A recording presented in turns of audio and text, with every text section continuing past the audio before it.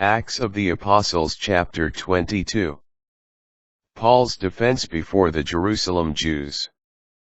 My brothers and fathers, listen to what I am about to say to you in my defense.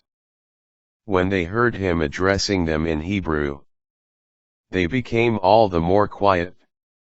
And he continued, I am a Jew, born in Tarsus in Cilicia, but brought up in this city.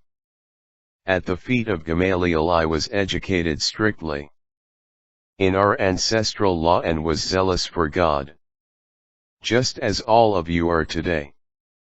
I persecuted this way to death, binding both men and women, and delivering them to prison. Even the high priest and the whole council of elders can testify on my behalf. For from them I even received letters to the brothers, and set out for Damascus to bring back to Jerusalem, in chains for punishment, those there as well. On that journey as I drew near to Damascus, about noon a great light from the sky suddenly shone around me. I fell to the ground and heard a voice saying to me, Saul, Saul, why are you persecuting me? I replied, Who are you, sir? And he said to me, I am Jesus the Nazarene whom you are persecuting. My companions saw the light, but did not hear the voice of the one who spoke to me. I asked, What shall I do, sir? The Lord answered me, Get up and go into Damascus, and there you will be told about everything appointed for you to do. Since I could see nothing, because of the brightness of that light, I was led by hand by my companions, and entered Damascus. A certain Ananias, a devout observer of the law, and highly spoken of by all the Jews who lived there, came to me and stood there and said, Saul, my brother, regain your sight. And at that very moment I regained my sight and saw him. Then he said, The God of our ancestors designated you to know his will, to see the righteous one, and to hear the sound of his voice. For you will be his witness before all to what you have seen and heard. Now, why delay? Get up and have yourself baptized, and your sins washed away, calling upon his name. After I had returned to Jerusalem and, while I was praying in the temple, I fell into a trance, and saw the Lord saying to me, Hurry, leave Jerusalem at once, because they will not accept your testimony about me. But I replied, Lord, they themselves know that from synagogue to synagogue I used to imprison and beat those who believed in you.